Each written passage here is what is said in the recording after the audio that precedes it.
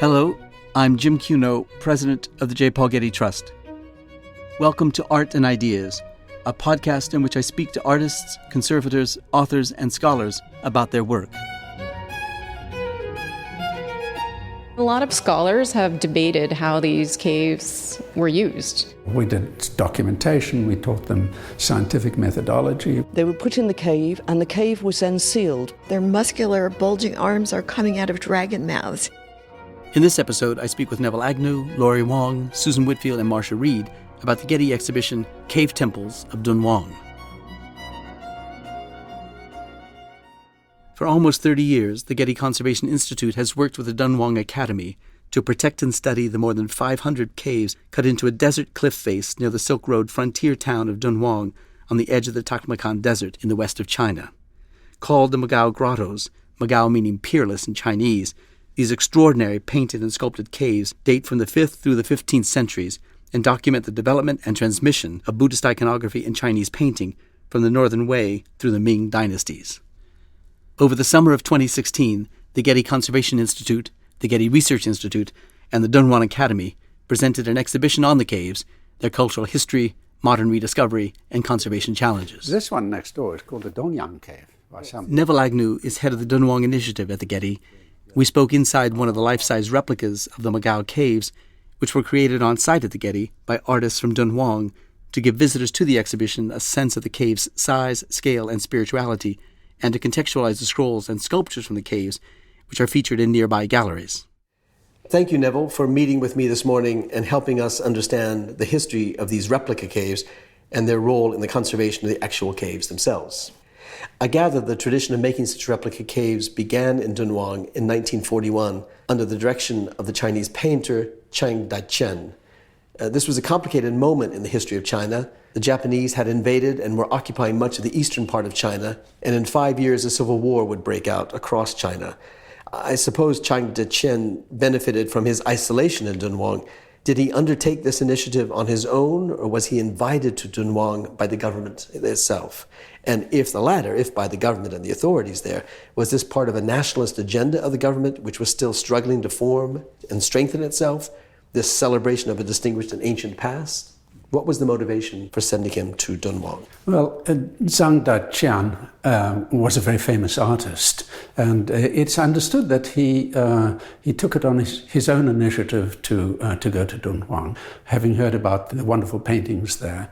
And in fact, he did spend three years there and doing, I think, about 200 paintings. He had his family with him, and he had a group of followers as well. In those days, it was, of course, very difficult to get to Dunhuang. Dunhuang is about 1,000 miles due west as the crow flies from Beijing. So he would have traveled probably via, perhaps by train to Xi'an, today's Xi'an, and then on to Lanzhou. And from Lanzhou, motor vehicle and or ultimately by ox-drawn cart into Dunhuang. Going across sandy trails as opposed to macadam roads, I suppose. Up through what's called the Gansu Corridor, or the Hershey Corridor, the space, the conduit between China proper and the far west, bounded on the south by the Chilean mountains, snow-clad, and to the north by the Gobi. And did he bring a lot of equipment with him? He had to bring everything with him. I think he brought everything with him. He couldn't have acquired something at Dunhuang, for example, because it had declined in population considerably by the time he got there. There would have been nothing in Dunhuang in those times. Now, with the defeat of the Japanese, the nationalist government of China established the Dunhuang Art Research Institute, which is the predecessor of the Dunhuang Academy, with which you have worked for so long. And they appointed another painter, a man named Chang Shushong, as its first director. This tradition of appointing painters to important cultural institutions as the directors of them. What was the task of this new research institute when it was formed? Well, the task under the first director, Zhang Shuhong, as you mentioned, was a painter himself. He'd had, incidentally, 7 years of training in Paris, in France, in the style of oil painting, and a beautiful painter he was. But he went back to China, and he was from south of China, and he heard of the beauty of the wall paintings. He went there, and he became the first director. He was appointed by the nationalist government then to be the first director. His first task was really to secure the site, to ensure that it was secure against the kinds of activities that had occurred previously. One has to remember that after Stein and Pelliot had taken documents the archaeologists who came in the early part of the 20th century. Yeah, 1907, 1908, and others after him, right through until as late as 1935. There was a Western journalist who attempted to walk off with a piece of art but he was apprehended and stopped. So they were very hypersensitive at this point. It was well known that the loss had occurred to the west of artifacts. So his job was to secure the site, which he did. He built a big adobe wall in front of it to keep animals out and to declare in a way that this was now a protected site. And then, of course, he began the process of copying the paintings. So in the tradition of his predecessors? Very much so, yeah. And the purpose of copying was to transmit the quality of and the iconography of the paintings themselves for reasons of study, let's say back in the capital in Beijing? Or what was exactly the purpose of copying these wall paintings? I think that the copying practice in China is very much part of the whole tradition in China of emulation, study through copying, understanding better through close examination and copying. And probably originally it got you karmic merit as well. Oh, yeah. But was it meant to then instruct painters on how to become painters, or was it to instruct, as it were, art historians in the history of the painting? I think it was probably both. Undoubtedly, through copying, the painters learned the craft of copying and learned the art of copying, but it also allowed a documentation of the original condition of the paintings as they were at that time, which is very, very valuable. So at the start of this institute, we understand the conditions were rough and tough and they had to be stabilized and so forth. I gather that there was no electricity in the caves until 1960. And given that the caves were, as caves are, cut deep into the rock, there was very little light with which to see the paintings they were then charged with copying. How did they illuminate the walls of the caves in order to copy what they were Right. They used mirrors. The caves are east-facing, so at least until midday they could reflect light in through mirrors or large pieces of white paper. In the deeper caves where the light couldn't penetrate, or in the afternoons, they'd use kerosene lamps. I asked Neville to tell me a bit about the conditions of the caves when he first arrived on the site some 30 years ago, and about how the work got started there. The facade of the cliff had to be stabilized. That cliff is composed of, it's a natural cliff into which the caves are cut. And the cliff itself is kind of soft stone as opposed opposed to hard conglomerate, stone. as we call it. It's a coarse, geologically very young rock. It's about 100,000 years old. It's an alluvium that came off the mountains to the south, washed down and deposited eons of deposition, and then poorly consolidated, which means strengthened. It's got no capacity, really, and it's not suitable for carving. It's not suitable for anything, so really, other than cutting a hole into the cliff. So it's very weak, as I say, and if you look at areas where there is not a facade now, you can see clearly big slabs of rock that are separating from the cliff face. These are ones that have fallen in the past during the period of abandonment, and very often those slabs fell away and they transected right through the middle of a cave. So if you look at a 1907 photograph from Oral Stein, the earliest photographs we have, you can see caves that have been cut right across the middle, because it collapsed. So this was the major technical intervention that was done. A sense of how deep this break was? In other words, the caves themselves can go in, say, 15, 20 feet or even deeper into the caves. Right. But when something was cleaved off the surface, was that 5, 10 feet deep? It would be about 1 meter to 2 meters, 6 to 10 feet, say. A big slab, and these cracks can run for 30, 40 feet. They've been mapped by the Dunhuang Academy. So they had to build a facade there. But the two purposes of this concrete facade, which was built in the 1960s, so by the time I arrived there and the GCI started working there, that had been completed. That engineering intervention had happened, plus security doors in that concrete facade. And those doors were to keep people from coming in and doing damage, but they also to keep sand from blowing in? Was that part of it? To some extent, yeah, although they're louvered doors and they're not totally effective in keeping sand. So but the sand migration, because of the location of these caves with sand dunes above and beyond them. And so tell us about the sand problems and what was done to mitigate the effects of the sand blowing into the caves and the damage the sand can make. Sand is very damaging because it abrades the soft rock. Ceaseless flow of sand over the edge of the cliff not only accumulates sand at the bottom and buries the entrances of the caves, which had two effects. One was to protect the entrance to some extent, but the worst effect was it allowed the wicking of water into the caves when the sand got wetted either through flood. Wicking, you mean water going... seeping through the sand, into the caves. So that was... And then being trapped by the sand itself, so it was moist inside. Yeah. In fact, you can see very often in the ground level caves, you walk in, all the wall paintings are lost from the entrance, nearly to the full height of the entrance, in a sloping angle into the cave where the sand had flowed in, and then it had become wetted over time, many, many times over the centuries, and the wall paintings totally destroyed. When it was cleared, all those wall paintings were lost. You just have the evidence then of where the sand had been. But it protected the caves too, in many ways. The inner sanctum, if you like, the main chambers of the caves were protected by that fact. So one of the first things that had to be done was to remove the sand, I suppose. Must have been is almost as difficult as carving the caves originally. Well, the first director, Chang Shu-hong, did a lot of that work. He removed the sand and then built the facade as well. Our role was really to control the flow of sand, because they didn't know how to do that. They put up brush fences as sand breaks. Up above the caves? Yeah, on top, above, on the plateau above the caves. Where the sand was building up and blowing across and down and into the caves. So they could keep the sand from blowing, they could direct it blowing elsewhere, I suppose. Well, no, you can't direct it blowing elsewhere, but their brush sand fences didn't work. What we did was introduce a synthetic woven fabric. In fact, I'm fond of telling them that you can buy it now in Home Depot. It's the shade fabric that's used horticulturally.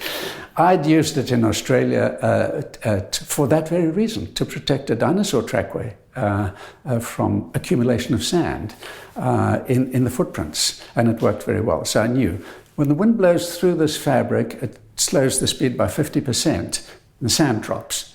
So you can actually mitigate the sand flow by 60%, which was the immediate reduction in sand accumulation at the bottom of the cliff.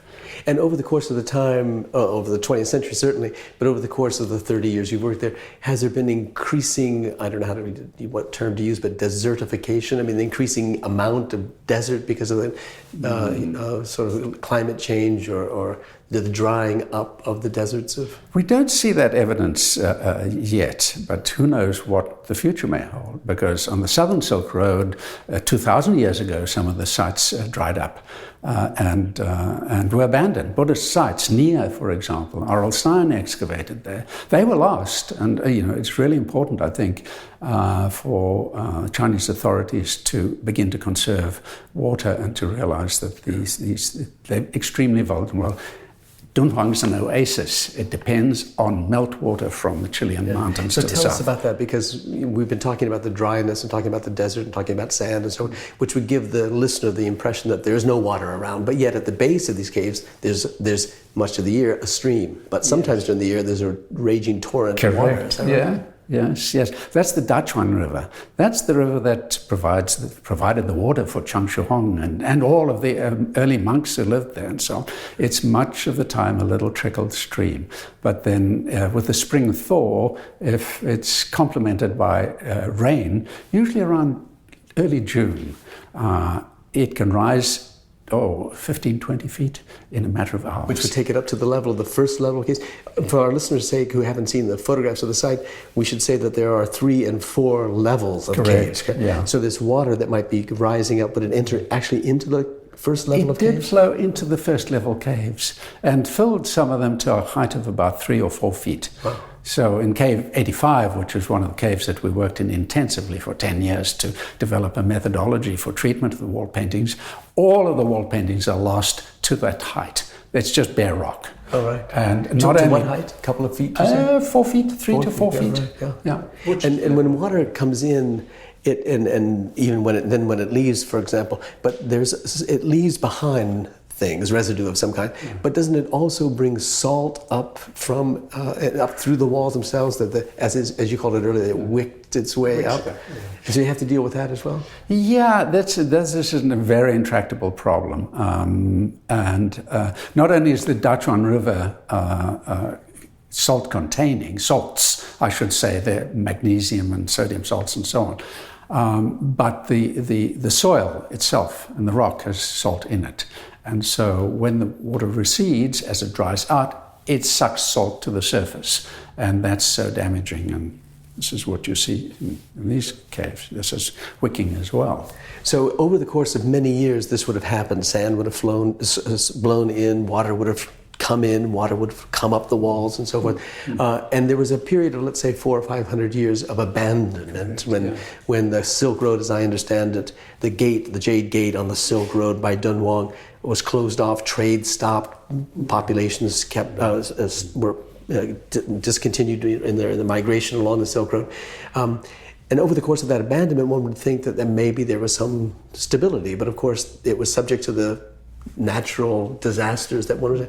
But then when it was rediscovered, shall we say, by Europeans, it was not only archaeologists who came. I gather there were, at the time of the Russian Revolution, white Russians fleeing the Bolsheviks who came and took up residence in some of the caves and lived there and cooked there, so there's smoke damage too. So how much did human abuse over that abandoned period of time contribute to the I think human abuse over that abandonment, hundreds of years of abandonment, from about the mid-Ming dynasty to the mid-Qing dynasty, when Dunhuang was reincorporated into China, about 1750, 1760.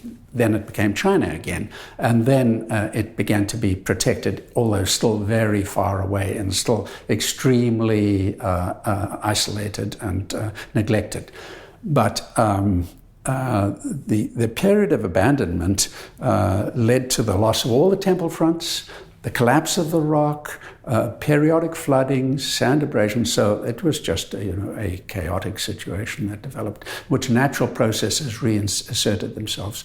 Probably, though, as a site of local veneration, it was used by the few remaining Buddhists, but mainly it was an area of pastoral grazing lands for Uyghurs and their goats and flocks and so on.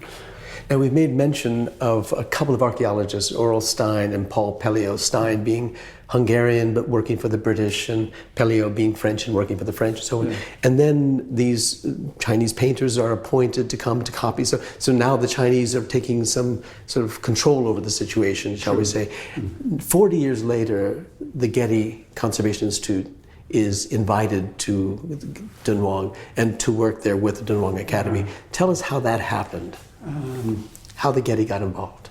We got involved through UNESCO, because in 1986, China signed on to the UNESCO World Heritage Convention as a nation, and therefore it had a representative from UNESCO in Beijing. And his name was Leo Teller.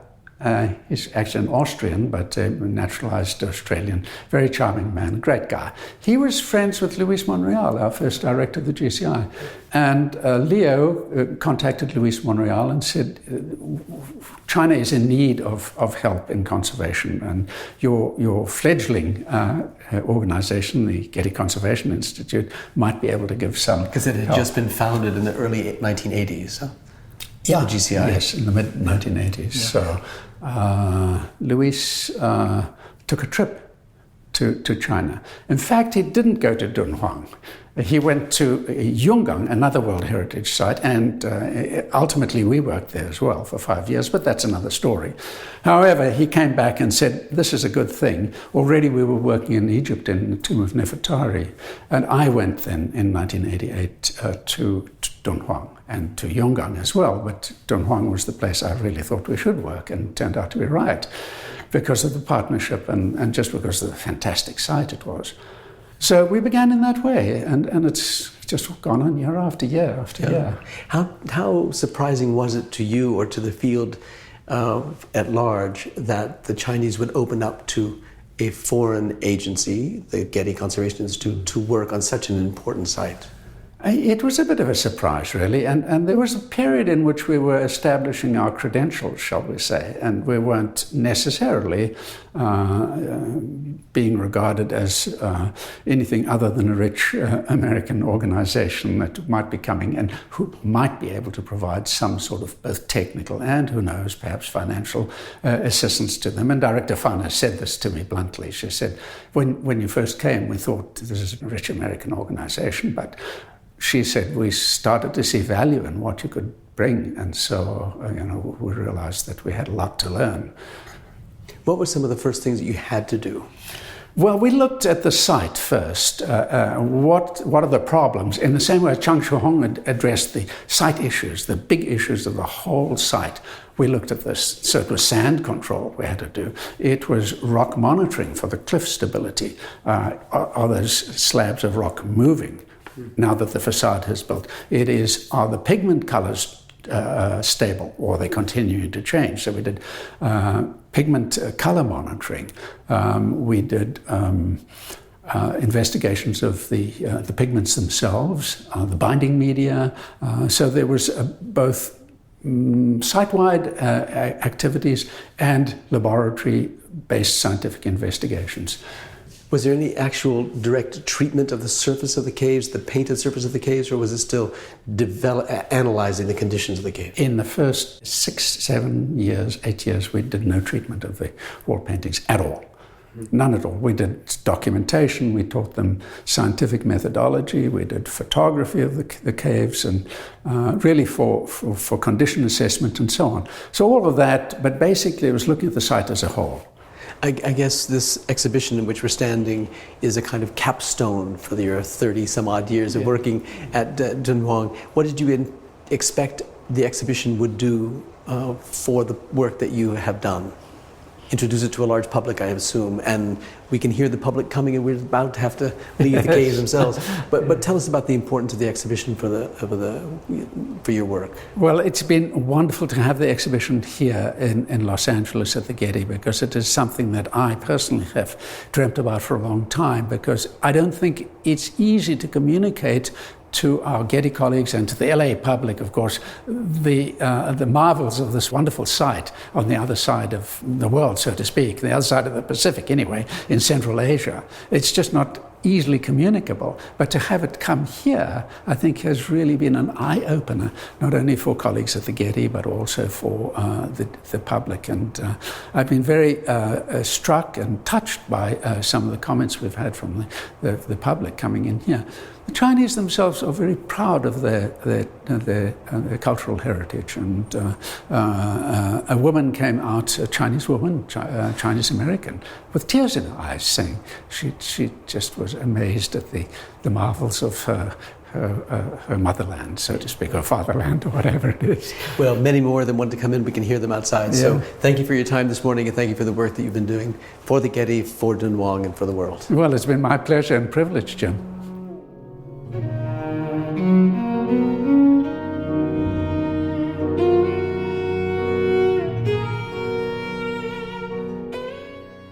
Next, I spoke with Laurie Wong, a wall painting conservator at the Getty Conservation Institute, who first worked at Dunhuang in 2002. We talked about the late Tang Dynasty Cave 85, which for 13 years has been a case study for developing a methodology to stabilize deteriorating wall paintings at Dunhuang. Laurie, I gather that we know from documents precisely when Cave 85, the cave that we spent so much time conserving, when it was actually painted. We know who commissioned it, We know that the portrait of the man who commissioned it is actually included in the painting, together with portraits of his brothers and nephews, one of his nephews being the highest administrative official in the area. So we know quite a lot about the commissioning and making of the painting. Why would one commission a painting like this, or why would one commission painting a cave like this? So it's a Buddhist site, and in Buddhism, it's important to gain merit through the commissioning of an object or through the sponsoring of an object. So the caves themselves were something that people could gain merit through the construction of a cave. So Cave 85 was a cave that, and I should say that we know this from a document that is in France, in the National Library in France, and this document actually records who the patron was, so who the donor was of this cave. And the document came from Dunhuang, came out of the library exactly, cave, is that right? Exactly. So everything we know about the site comes from information from manuscripts, ancient manuscripts that were found in this one small library cave, Cave 17. So without that, we would have really very little information about this site and who the people were that created such a magnificent site. So this was commissioned to honor the family or honor the patron, and not only just honor in the way that we might think of honoring now, but actually investing in the future karmic good relations of the family. Exactly, yeah. Exactly. So Cave 85 was commissioned for a monk. His name was Jai Forong, and he was an important monk in the region. This document describes him being promoted to the highest monk official, and this cave was commissioned basically to honor this promotion. And Cave 85 is unusual because it's actually a family cave, so it really shows the wealth of this one family to be able to afford the high price that was needed to construct a cave. And it was also constructed in a relatively short period of time, only 6 years. And this is a large cave. It would have taken a substantial amount of time to carve it, to plaster it, to paint it. Yeah, I don't want to give our listeners the impression that this family was living in the cave. This is the cave to which they would come for ceremonies irregularly or infrequently, is that right? Right. I mean, a lot of scholars have debated how these caves were used. Professor Robert Scharf at the University of California, Berkeley, he has spoken a lot about that these caves were commissioned primarily for building karmic merit, but that he is also arguing that there was not a practice of worshiping in these caves that followed after. And I think that's hard for us to get our head around because we think of these as maybe like a church or something where people would go to pray or to learn about the stories of the Buddha. And in fact, we don't actually know how these caves were used. We next discuss the process for creating the wall drawings by looking at examples of freehand sketches that were found in the library cave at Dunhuang and which may have been used as preparatory drawings. These drawings were then transferred to the cave walls.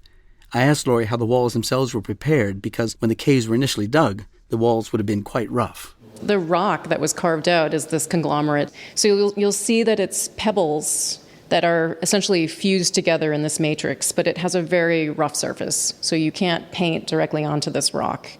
So they had to use a plaster. They took mud from the riverbed, they mixed it with sand that was in abundance because the site is in the desert.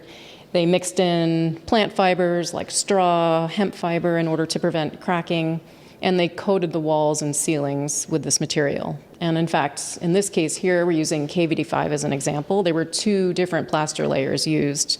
So a coarse leveling plaster first applied, and then onto that a fine, thinner finishing plaster.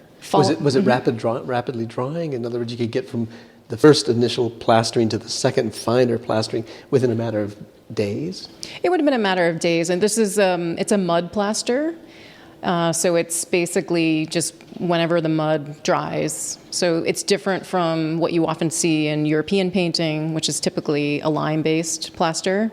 That technique is totally different. There's a wet plaster that's applied to the surface, and then the paint is applied to that plaster while it's still wet, and it's that drying process that sets, that embeds. Fresco it's a fresco painting, yeah. Exactly. This is not a fresco painting. Yeah. So in this case, the plaster has dried before the drawings are put onto the plaster, before the paint is put onto the drawings. Is Correct. That right? Exactly. And what are the materials with which the paint is made?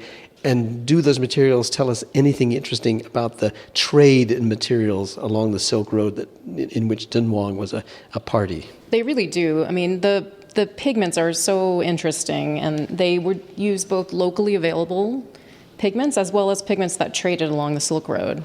And in this case, we see mineral pigments like orpiment. Atacamite is a really beautiful green that's very characteristic of the Tang period. And does it come locally, or where does it come from? so these are local pigments, and what's interesting in particular is the choice of blue pigment. So they used azurite, but a lot of times you hear people talk about lapis lazuli. Right. And lapis lazuli was actually used frequently at the site, except it was used prior to the Tang dynasty. Oh. So, and we think of it as coming from Afghanistan. Yeah, is that so right? it probably was obtained through trade routes. So the fact that we see in the Tang period no longer the use of lapis signals something. It tells us something, that either trade routes were cut off. For some reason, there was a decision made to change the use of blue pigments here. So it could mean that we always think of lapis lazuli as being very expensive, and when you get to the Renaissance paintings and you see evidence of lapis lazuli, you say to yourself, well, that was a rich painting. That was a rich patron who was able to patronize that painting. Could it have been just simply that it became too expensive to get, and they had to turn to a less expensive alternative? It's possible. It's certainly possible. We're looking at a case in which there are chunks of the actual materials, and then there's the refined, powdered version of them as the artist would have them in his lap, I suppose, or on his table prior to the mixing of the paint with something that would bind the pigments together to make the paint that one could put on the wall. Mm-hmm. What is the process to go from rock to powder to paint? So if we take a mineral pigment like atacamite, this is a mineral that would then be ground. And because the artisans were so skilled, they knew that they could grind this pigment to varying degrees of fineness. So by changing the particle size, they could extend one pigment into 10 different shades of green. Now, I know that we are looking at caves that have been decorated over hundreds and hundreds of years, because the range of the caves dates from the 5th century to the 15th century, let's say. Have you seen dramatic technological changes in the production of paint and paint put on walls? Or is it all pretty much done as it was once done? I think what you do see is you see change in color from dynasty to dynasty. So you see, for instance, the Tang painting, very characteristic with this green atacamite pigment. So it's either just changing tastes that would prefer certain pigments, or it was something that was indicative of availability of pigments during certain time periods. Well, what was it about Cave 85 that drew your attention, or drew the Dunhuang Academy and the Getty Conservation Institute's attention to it? And was it something that you were did you think you would learn from treating Cave 85 that would make it possible for you to apply that same treatment to other caves? Right. So Cave 85, there were 492 caves, so it was difficult to select one cave to do this model conservation project on. So the GCI with the Dunhuang Academy really looked carefully to find the right cave, and Cave 85 was selected because not only is it a beautiful cave from the late Tang period with exquisite painting, it also suffers from a lot of serious deterioration issues. And these are problems like plaster detachment, paint flaking, salt deterioration. These are problems that the Dunhuang Academy has really struggled with. So this project really intended to study these problems, to understand them, in order to put in place recommendations that would stabilize the paintings and help preserve the caves for the future. And this project was meant to not just be a one-off project, but really we would carry out training. It was really about building capacity at the Dunhuang Academy and in the region, so that they can therefore undertake conservation of paintings on earthen plasters on their own. Right, in similar conditions elsewhere, not only in China, but I suppose anywhere in the world where the conditions are similar and the paint is similar. Exactly. Well, Laura, thank you so much for being with us this morning. It's fascinating work that you and your colleagues have been doing in Dunhuang. It's what you might describe as part detective work, part medical intervention, and part art historical interpretation. So thank you for spending so much time with me this morning. It was a pleasure.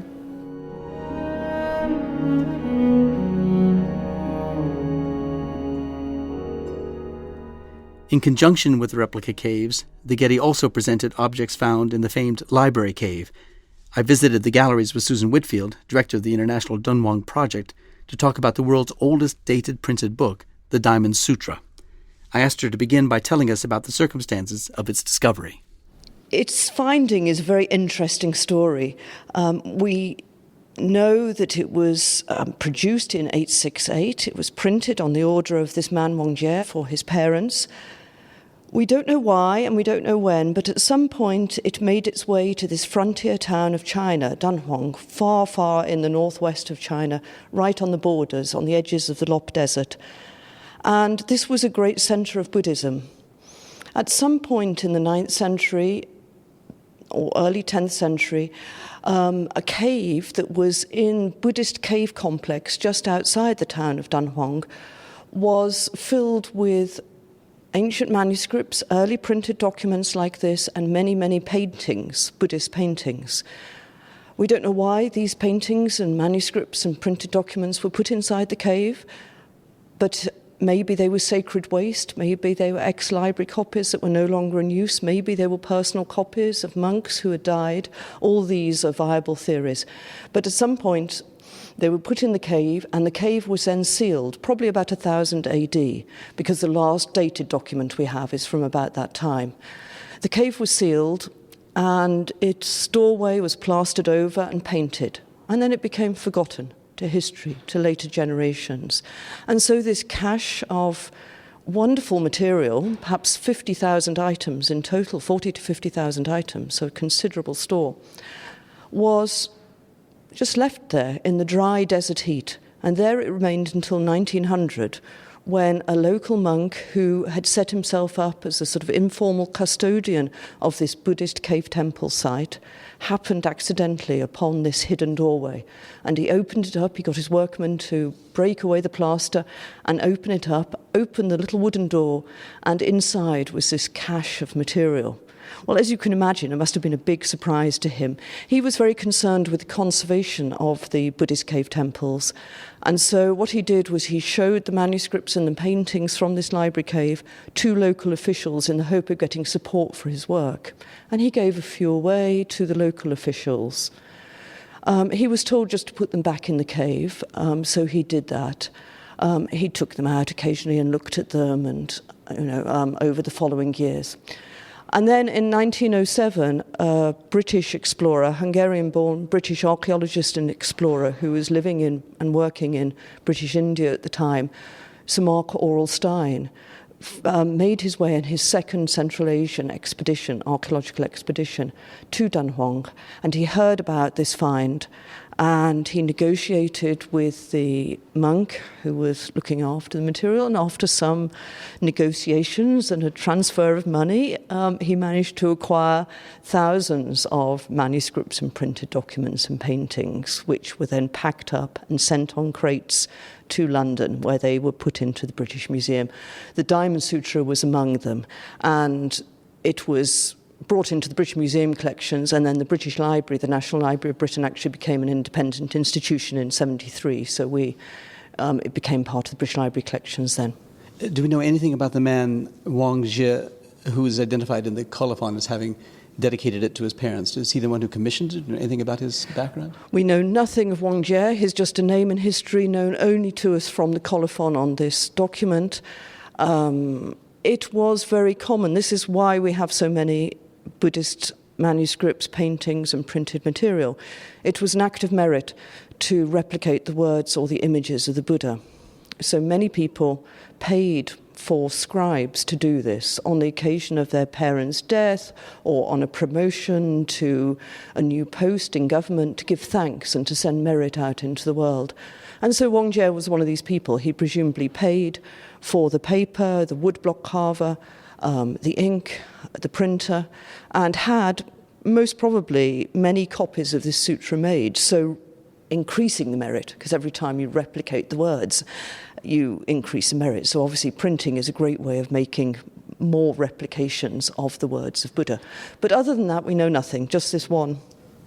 I gather that we think we know that it was produced in Sichuan province, some hundreds of miles away to the southeast of Dunhuang, and that the wood block into which the script was cut was from a pear tree, and that the paper on which the book was printed was made from mulberry fiber. Is there anything especially interesting about these facts? Do we know these to be the case? And does it tell us anything about the cultural economy within which Dunhuang functioned along the Silk Road of the west of China? Well, these are all hypothetical. We don't know where it was produced. We have a certain amount of evidence that it was produced in Sichuan, which we know was an area of printing. I'm saying this was produced in 868. Printing was already a mature industry in China by that time. Printing had probably been invented about 700. And we have fragmentary and undated material, which probably dates to then. Said this is known for being the earliest dated and complete printed book. So there's, I think, evidence for it being produced in Sichuan is quite strong, but it's not certain. Woodblock, we only know from later woodblocks. We don't have the woodblock from which this item was made, but they usually often were made from fruit tree wood, such as pear, as you mentioned, so that's just hypothetical. The paper is very interesting. It's often called mulberry paper, but in fact most paper we find at this time is a mixture of fibres. Some of the fibres of the finest paper come from the bark of the paper mulberry and sometimes the silk mulberry tree. These are two different species. But they also might include fibres from hemp, from rami, from other plants.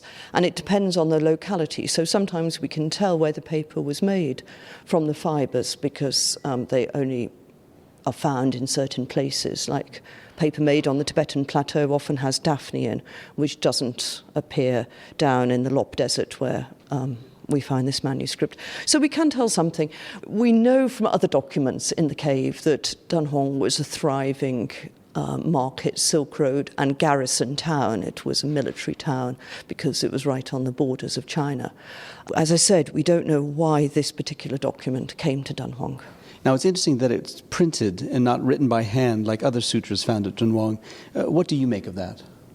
Well, it's very interesting because printing, said, was developed in China and also Japan and Korea, what is now Japan and Korea, about 700, we think, certainly in the 8th century. And it was an obvious way for Buddhists to go because Buddhists, as I mentioned, believed that replication of the words or the images of the Buddha was an act of merit. So you have prayer wheels. It's the same idea. You turn a prayer wheel and it sends round the words of the Buddha. So it's replicating, it's sending them out into the world. Printing is a very good way of making multiple copies of sutras. Sutras themselves are meant to be the lectures of the Buddha, the historical Buddha who lived about 500 BC. And his lectures were passed down and eventually transcribed by later generations of disciples. So these are very much, sutras are very much the words of the Buddha. So for many hundreds of years, scribes were paid to copy them by hand, to create manuscripts. But when the idea of printing was developed, Buddhists were very quick to realize its potential. And the earliest printed documents we have are therefore Buddhist documents. And they produced, the earliest things we have are Buddhist. I gather that the sutra itself, what we call the Diamond Sutra, it could be translated differently, I guess, and you can tell us about the translation of the title, is one of the most famous and widely read and commented upon sutras in Mahayana Buddhism, and that it was first translated into Chinese by an Indian scholar, monk, around 400, so some 400 years before this was itself printed. What is the importance of this sutra within Buddhism or within Mahayana Buddhism? As Buddhism, as I said, the sutras are the lectures of the historical Buddha, and the Diamond Sutra is one of these lectures. Diamonds are a very important symbol in Buddhism. The diamond Vajra, because of its hardness, is thought to cut through ignorance. And so it's a symbol of cutting through the idea of ignorance, and we're all living in ignorance because we're all living in this material world, which is an illusion. So the Diamond Sutra is helping us understand that we're living in a world of illusion and to get to the stage of enlightenment where we get beyond the world of duality, the world of material forms. So in that sense, it's very important. The translation is very interesting. As I mentioned, sutra were passed down orally from the time of the Buddha, and then they were probably in about the 1st century BC transcribed by a later generation of disciples. And so the earliest sutras we have are 1st century AD, in fact, from Central Asia, the earliest copies we have. This particular one was translated possibly from Pali, possibly from Sanskrit, by a very famous translator, Kumrajiva, who lived on the northern Silk Road to the northwest of Dunhuang. Well, so what does it mean then that this printed book of the Diamond Sutra was there in Dunhuang? What does it mean with regard to Dunhuang as a site within the history of Buddhism and of China and of the Silk Road? Is there anything particularly important about that, or just a coincidence that it happens to be in Dunhuang? Well, I mean, Dunhuang is immensely important in the history of Buddhism in China because of the find of the library cave. That's not to say that there weren't many other such libraries throughout China. We know that all monasteries had libraries and there were other caches of manuscripts and printed documents. They haven't come down to us. They've been lost. So Dunhuang has got this importance, even though it was a remote frontier town, because of the library cave. But that's not to say it was a very important Buddhist site.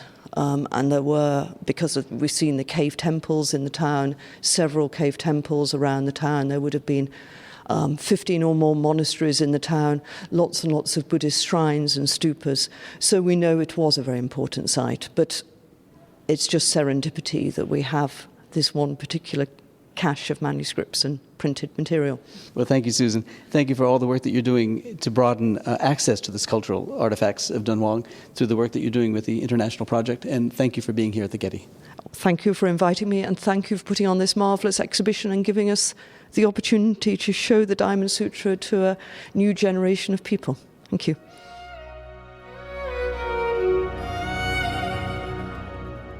I also visited the exhibition with Marcia Reed, Chief Curator of the Getty Research Institute and co-curator of the exhibition. I asked her to tell me about a painting of a traveling monk that dates from the 9th century.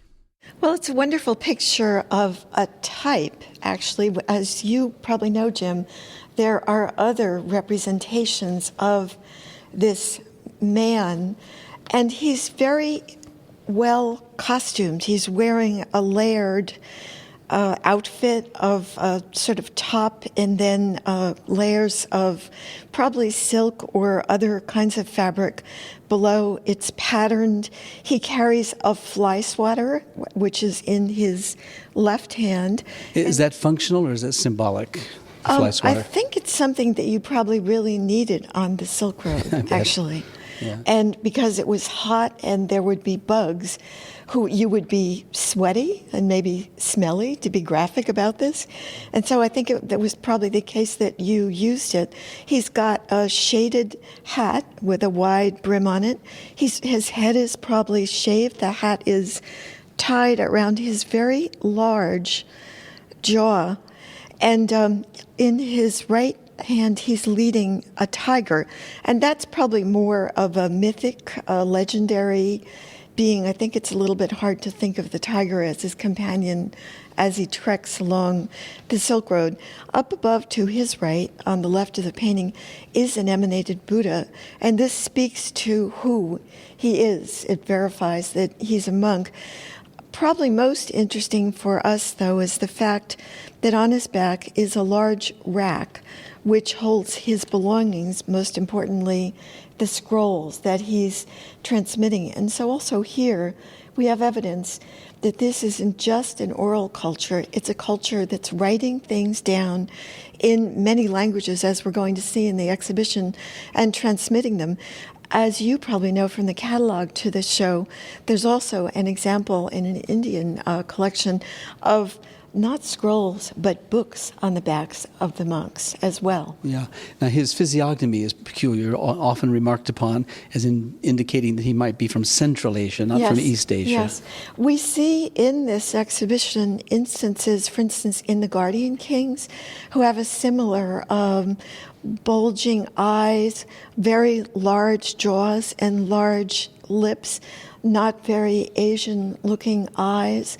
And so we know that the travelers, we know that the Guardian Kings, and often the demons who are being suppressed by the Guardian Kings are people from other places. But in this case, I also think it was that the monks themselves were traveling back and forth along the various Silk Roads, and this particular traveler is depicted in a number of cases as not actually Han Chinese, but from somewhere else.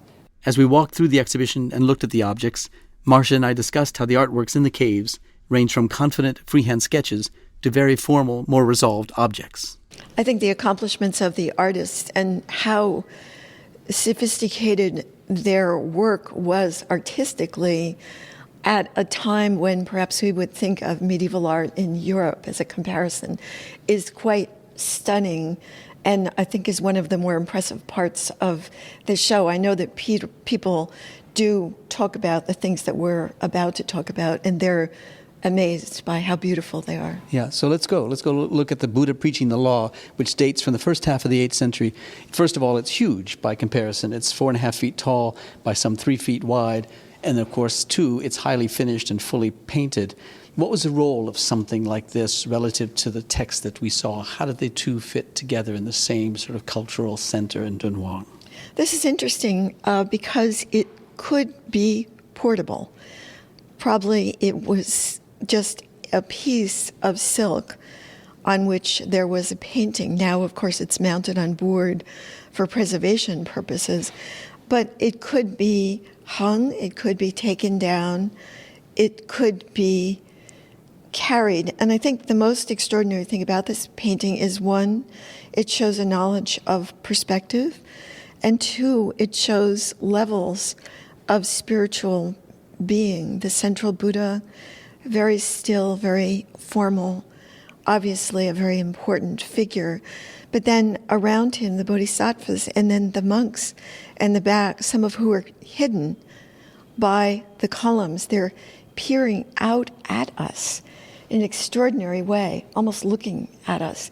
And so they show a kind of very sophisticated knowledge of spirituality, as well as the beautifully naturalistic plants in the canopy above the Buddha's head.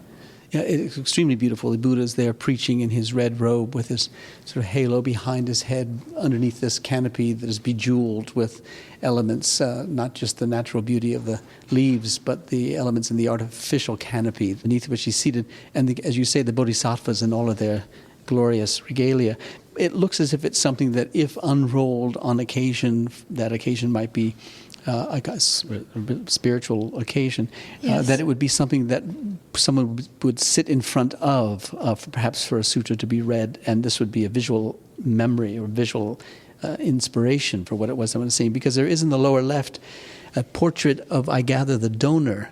It's staggering the condition it's in, given the location in which it was found and thousands of years after it was painted. You can see some stress on the surface, as if that's an indication of its having been rolled up and perhaps it having been stuck in the cave and with other scrolls putting pressure on it, weight of pressure on it. But otherwise, it's in very beautiful condition. You see it in the corners, the upper left and the lower right. You see this brown backing and then some just fragmentary small holes in the painting. But for something that dates from the beginning of the 8th century, it's Tang Dynasty, it's in extraordinary shape, and it's wonderful that it was taken care of properly, as much as possible to save was saved. And then the way that it's mounted on a very stable, flat surface, it doesn't get unrolled and rolled up again anymore. And we have it in very low light here, so the colors won't fade. And the extraordinary persistence of this more than 1,200-year-old piece is a wonder. Yeah. Do we know much about the culture of Dunhuang itself as a site of production of artistic quality like this? I think as they're reading the documents, particularly from the library cave, and as more and more of those come out, they get examples of commissions. For instance, we know a lot about the family that commissioned Cave 85, which the GCI restored. And so they're getting the more Conservation sense. Institute. Yes. Yeah. They're getting more sense of the groups of artisans who came through. And I think if we think of it as a large cosmopolitan city, maybe on the scale of New York or Los Angeles, with a lot of different cultures coming through who have different appreciations and different artistic practices, and people see things which are different because, of course, they want distinctive art. Everybody wants highly accomplished, but something different, something that doesn't, somebody maybe doesn't have. Replication was important, but I think particularly this high tongue culture that likes decoration and color and fabulous materials in their outfits and in their garments, and like substances like glass and different metals, and colors are being traded there, and other kinds of substances. And so I think that feeds into this artistic production that takes place there. Yeah. There are two things that I know that you would like to talk to us about, and we'd love to hear about as we leave the exhibition galleries, and those are the wooden sculptures at the end of the galleries. Yes. What is the role of these sculptures? Well, they would either stand on the outside of a cohort of Buddha and his disciples as the people who are protecting the group, as we see from Cave 45 on the wall. Or a photographic reproduction of the cave itself that we're looking at. Yes, right? And this would be the end of the cave, so that there would be a sculptural group, and the guardian kings would stand there. Or to the left and right, the far left and right? Yes, yeah. Exactly. And then bodhisattvas and monks, and then the Buddha. But so these would be the ones that would be in our space, these wooden figures, they're these the guardian figures. They're the outer edge, and their protector, guardian kings. But Paul Palliot took these two figures, which are not from the library cave, from a small temple that was adjacent to the site. And they're smaller figures, but they're polychrome carved wood sculptures. And again, they show figures who are not Chinese, but they have these bulging eyes, big, heavy jaws. And the most wonderful feature of their armor is that their arms, their muscular, bulging arms, are coming out of dragon mouths. And so if you wanted to show strength, this, to me, would be the way to show a strong, muscular, and somewhat scary figure. Right. Marcia, thank you for this exhibition. Thank you so much for being with us this morning.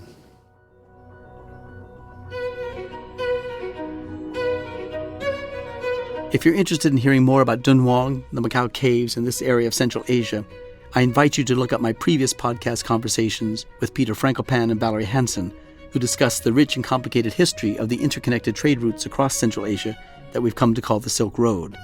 In the age of globalization in which we now live, it is important to be reminded of the long and rich history of cultural exchange that has shaped our world. Our theme music comes from the Dharma at Big Sur, composed by John Adams for the opening of the Walt Disney Concert Hall in Los Angeles in 2003.